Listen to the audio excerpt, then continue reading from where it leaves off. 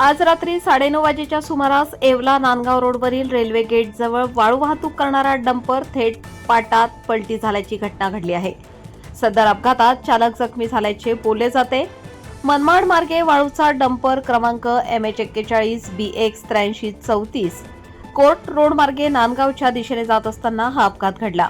सदर ठिकाणी अतिशय छोटा आणि वळण रस्ता असल्याने कदाचित डंपर चालकाला अंदाज न आल्याने हा अपघात घडला।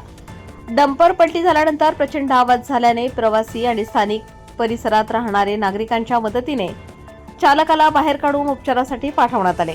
यापूर्वी तालुक्यातील डोंगरगाव येथे नगरसूर येथील एका युवकाला डंपरने दुचाकीस्वाराला उडवल्याने त्याचा जागीच मृत्यू झाला होता।